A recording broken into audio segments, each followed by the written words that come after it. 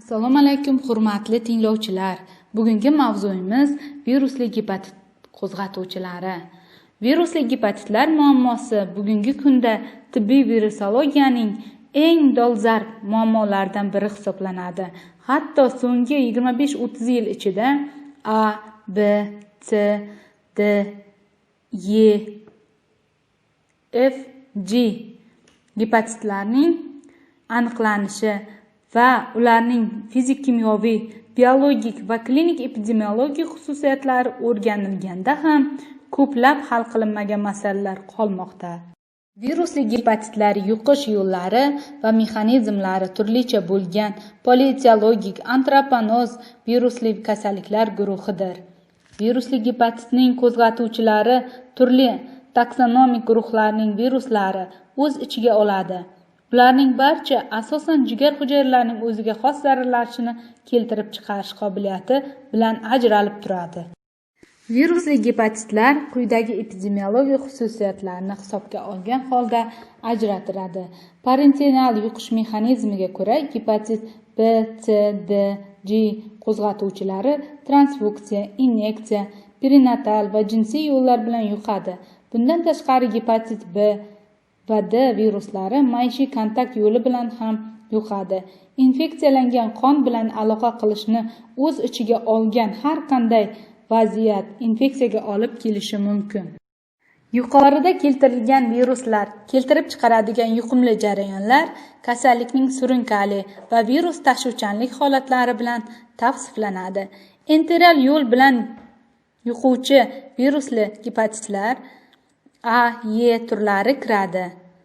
Qo'zg'atuvchilar oziq-ovqat, suv va kontakt yo'llari bilan yuqadi. Bundan tashqari infeksiyalarning qon, yuqish va jinsiy yo'llar bilan ham yuqishi inkor qilinmaydi. Kasalliklar mavsumiylikka ega bo'lib, bolalar va kattalarning zararlanishi bilan tavsiflanadi.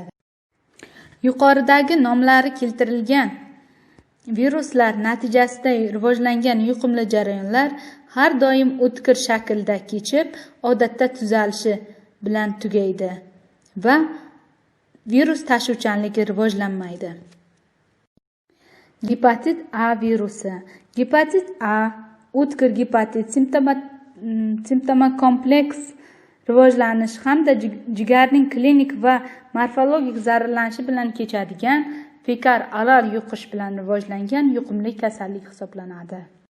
Virusni birinchi marta Feyston tomonidan 1973-yilda aniqlagan. Gepatit A virusi pikornavirus oilasining hepatovirus turiga kiritilgan. Yetuk virionlar sferik shaklda bo'lib, diametri 28-30 nanometr. Genomning tuzilishi bir ipli musbat RNKning ikosiderik shaklda 4 ta oqsildan tuzilgan kapsamerlar bilan o'ralgan kapsiddan iborat. Superkapsida mavjud emas. Antigenlik xususiyatiga ko'ra bitta serotipga ega. Hujayra kulturasida o'stiriladi. Virus egzositoz yo'li bilan hujayradan chiqariladi. Eksperimental tarzda infeksiyaning maymunlarda va shimpanzelarda o'rganish mumkin. Epidemiologiyasi. Kasallik manbai bemor odam. Bemor qo'zg'atuvchini kasallik boshlanishidan 2-3 hafta oldin va sariqlik davrida birinchi 3-5 kun davomida ajratiladi. Yuqish mexanizmiga ko'ra fekal oral yo'li bilan suv, oziq-ovqat, iflos qo'llar, turli xil buyumlar orqali yuqadi. Patogenezi. Inson tanasida suv yoki oziq-ovqat bilan kirgan gepatit A virusi ingichka ichak shilliq qavatining epiteliyasida va mahalliy limfa to'qimalarida ko'payadi. Keyin qisqa muddatli virusemiya bosqichi rivojlanadi. Qonda virusning maksimal konsentratsiyasi yashirin davrning oxirida va sariqlik oldi davrida sodir bo'ladi. Ayni paytda qo'zg'atuvchi najas bilan ajralib turadi. Sitompatik ta'sirning asosiy nishoni gepatositlardir. Sitoplazmada viruslar ko'payishi hujayra nobud bo'lishiga olib keladi. Klinikasi. Yashirin davrida 15 dan to 50 kungacha, ko'pincha taxminan 1 oy Boshlanishi o'tkir, tana haroratining oshishi, oshqozon ichak trakti belgilari, masalan, ko'ngil aynishi, qusish va boshqalar paydo bo'lishi bilan boshlanadi. 5-7 kun ichida sariqlik paydo bo'lishi mumkin. Sariqlikning klinik kechishi odatda yengil, hech qanday asoratlarsiz. 5 yoshgacha bo'lgan bolalarda odatda simptomlarsiz bo'ladi. Kasalliklarning davomiyligi 2-3 hafta, surunkali shaklda rivojlanmaydi. Mikrobiologik tashxisi: virus replikatsiyasi belgilari antitela va antigenni va virus RNKsi. Virus RNKsi qon zardobi, najas, suv va oziq-ovqat mahsulotlarida aniqlanadi. Virus antigeni IFA yordamida najas ekstraktlarida aniqlanadi va immun elektron mikroskop yordamida ham amalga oshiriladi. Immunoglobulin M, immunoglobulin J, RIT-IFET yordamida qon zardobida aniqlanadi. Immunitet: infeksiyadan so'ng immunoglobulin M bilan bog'liq bo'lgan doimiy shakldagi immunitet rivojlanadi. Kasallikning boshlanishida immunoglobulin M paydo bo'ladi va organizmda 4-6 oy davomida saqlanadi.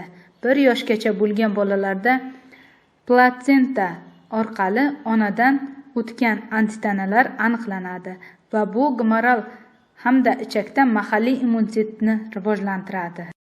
Va profilaktikasi: faol profilaktika va faolsizlantirilgan kultura konsentratsiyalangan vaksina. Ikkinchidan, rekombinant vaksina. Passiv profilaktika: immunoglobulinlar 3 oy davomida kasallikning rivojlanishiga to'sqinlik qiladi. Shuningdek, kasallikning kechishini sezilarli darajada yumshata oladi. Maxsus antivirusga qarshi davo yo'q. Gepatit B virusi.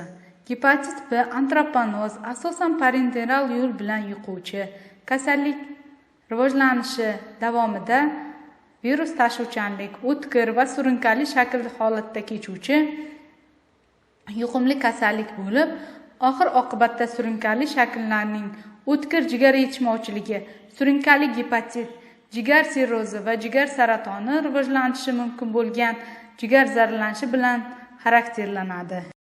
1-marta 1970-yilda elektron mikroskopda Deyn tomonidan aniqlangan va Deyn zarrachalari deb nom olgan. Chidamliligi: atrof muhit omillari va dezinfeksiyalovchi moddalarga nisbatan yuqori chidamlilikka ega. 20 gradus haroratda 10 yildan ortiq muddatda saqlanadi. 100 gradus haroratda qizdirilganda 5 daqiqa davomida yuqumlilik faoliyatini saqlaydi. Agar virus qonda bo'lsa, virusning haroratiga chidamliligi ortadi, ya'ni qon oqsillari bilan himoyalangan. Epidemiologiyasi: virusli gepatit B butun dunyo aholisi orasida keng tarqalgan. Odamlarning virusli gepatit B ga bo'lgan sezgirligi yuqori. 1 yoshgacha bo'lgan bolalarning kasallikka beruvchanligi yuqori hisoblanadi. Kasallikning yuqishi uchun 0,1000 millilitr infeksiyalangan qon yetarli. Virusli gepatit B ning asosiy manbai virus tashuvchisi bo'lib, ularning umumiy soni 400 milliondan oshadi. Infeksiyaning manbai virusli gepatitning o'tkir va surunkali shakli bo'lgan bemor. Yuqumli jarayonning rivojlanishi qonga virusli gepatit B qo'zg'atuvchisi kirgandan so'ng sodir bo'ladi.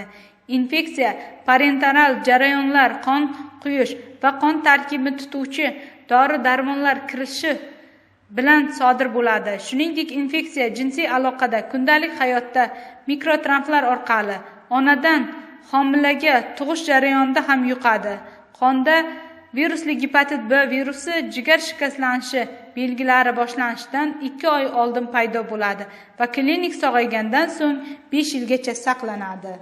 Kasallikning patogenezi va klinikasi: yashirin davri 3-6 oy. Infeksion jarayon virusning qonga kirgandan keyin sodir bo'ladi. Virusli gepatit B qo'zg'atuvchilari qondan gepatotitlarga endototsit yo'li bilan kiradi. Ehtimol qon zardobidagi S2 antigen va gepatositlarda topilgan retseptorlari albumin vositachiligining kirishi mumkin. Virus gepatositga kirgandan so'ng DNKni polimerazasining ortiqcha iplarida to'lqin uzilishiga ega bo'ladi va undan keyin virusli infeksiyaning ikki turi rivojlanishi mumkin: integral va replikativ. Integrativ infeksiya virusning halqasimon DNKsini provirus hosil qilish uchun gepatositning xromosomasiga integrallashuvi bilan birga kechadi. Shu bilan birga ularni sintez qiladi. Klinik jihatdan bu qonni aniqlash uchun namoyon bo'ladi. Virusning tashilishi natijasida agar jigar saratoni rivojlanishi ham mumkin. Replikativ infeksiya jarayonida yangi virusli zarralar paydo bo'ladi. Klinik jihatdan bu o'tkir yoki surunkali gepatit shaklda faol, yuqumli jarayon bo'lib, uning belgisi qonda antigenlar, immunoglobulin M antitellarining paydo bo'lishi bilan namoyon bo'ladi. Virusli gepatit B replikatsiyasi sitoplazmada sodir bo'ladi. Virusning replikatsiyasida bo'lish belgisi qonda aglutininlar paydo bo'lishidir. Replikativ virus infeksiyasining o'ziga xos xususiyati shundaki, virusli gepatit B ning o'ziga xos simptomatik ta'sirga ega emas. U gepatositni yo'q qilmaydi. Gepatositlar zararlanishi infeksiyalangan gepatositlar yuzasida to'plangan o'zaro ta'sir qiluvchi va simptomatik reaksiyaga sabab bo'luvchi T limfositlar orqali amalga oshiriladi. Maxsus davo yo'q, simptomatik davo qo'llaniladi. DNK polimeraza ingibitorlari qo'llaniladi. Alfa interferonlar qo'llaniladi. Bifiron va amilisin qo'llaniladi. Profilaktikasi: passiv immunoprofilaktika o'tkaziladi. Faol emlash, rekombinant vaksina, genetik muhandislik ustunlik bilan olingan barcha tug'ilgan chaqaloqlar 24 soatlik hayotidan keyin esa 1 oyda, 4-5 oyda, 5-6 oy ichida, 12-13 oyligida esa emlanadi. Kattalar orasida 3 marta emlash virusli gepatit B ning infeksiyasining yuqori xavfi bo'lgan shaxslarga qilinadi. Emlashdan keyin immunitetning davomiyligi kamida 7 yil bo'ladi.